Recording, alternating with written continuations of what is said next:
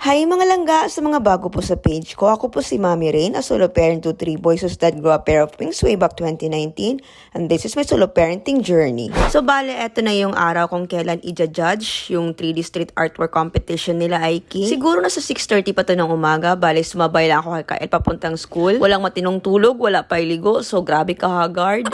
Pero kailangan ko kasing puntahan si Aiki ng maaga, dinhalan ko siya ng breakfast. 2 araw na silang puyat, kaya ayan, sobrang kita na yung pagod sa mga mukha nila. Bali 4 hours na lang judging na and they are still doing the details. Tapos nag-request si Aiki ng oats dahil wala pa daw siya sa mood mag-rice, kaya ayun at napabili ako ng Milo. Shoutout nga pala dun kay ating staff ng Wet Park. She has been really nice. Siya kasi yung nag-assist sa akin kasi hindi namin alam na may palibreng hot and cold water pala dun. Sobrang init pala dito kapag umaga. Yung tipong wala pang 8 in the morning pero parang nangangagat na yung init dun sa balat mo. It is still 8 in the morning. So ayan at mabilis ang breakfast lang si Aiki with oats. Tapos balik na ulit sa pagdi-details kasi nga ilang oras na lang judging na. Tapos ito yung sinasabi kong sobrang kita mo na yung pagod sa kanila. Pero syempre pilit pa rin nilang nilalabanan matapos na yung entry nila. Chill na kayo, taas pang tiil.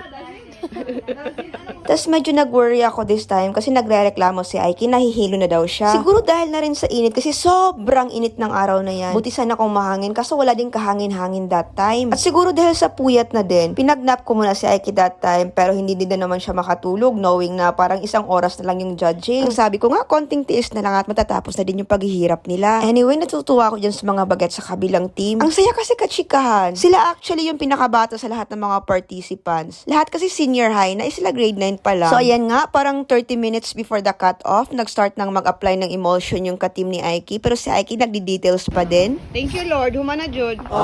So Aiki was still doing some last-minute final touches. Alam ko madami pa siyang gustong gawin, but I am telling him to just let it go kasi wala na din naman sila masyadong magagawa. They are running out of time already. Saka sobrang ganda na din kasi nung output nila, for me at least. Ang importante is natapos nila. So ayan at nag-a-apply na sila ng emulsion para siyang gloss ba to protect the artwork from ulan, init, lahat-lahat na. So ayan nga, nag-start na mag-judging. That's one of the judges, Sir Aladdin Ali from the Iligan Visual Artist. He was Aiki's first painting mentor. Aiki was attending his painting classes from kinder to grade 4, if I'm not mistaken. Nagulat pa nga siya kasi ang laki na daw ni Aiki, hindi na daw niya nakilala. So anyway, ayan at picture-picture muna. Hindi nakabalik yung isang ka-team nila, kaya silang 2 lang. So ayan at close-up look muna dun sa output nila. Ito yung sinasabi kong ang ganda nung kabayo ni Aiki. Aba, hindi pang kalesa level mga besh. Pwedeng-pwede ng pang-equestrian. Tas ayan, abay sino makakapagsabing kagabi lang imanananggal pa yang si Saint Michael.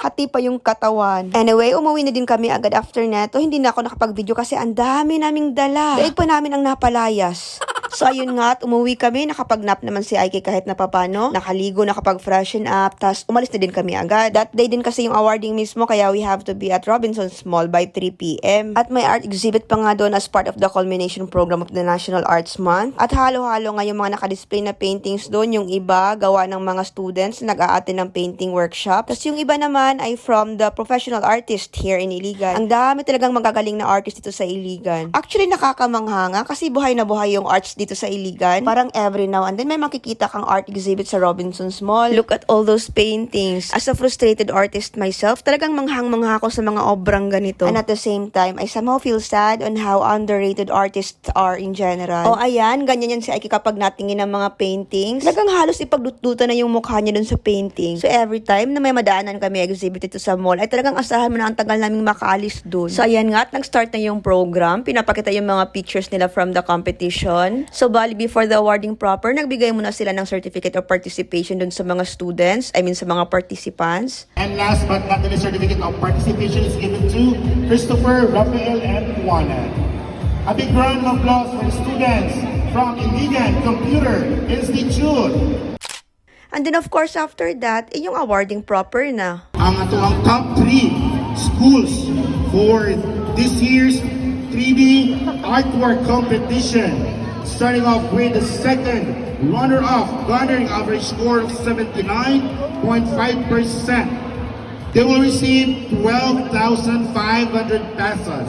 From Iligan Computer Institute, ICI, Christopher, Rafael, and Tuanan, Remy, Jeniza, M. Riplacasa, and Aline Mar, James, Mir Martinez. Palakpakan naman guys from Iligan Computer Institute. They are the second runner-up.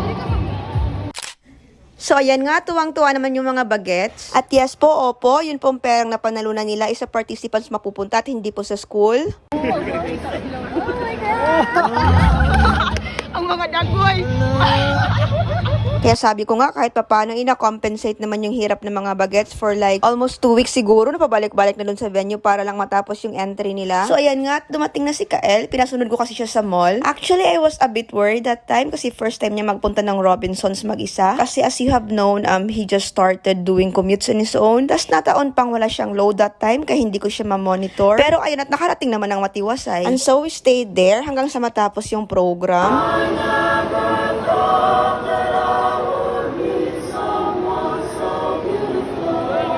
Masaya yung mga performances, kaya ayun at nag-enjoy din naman kami.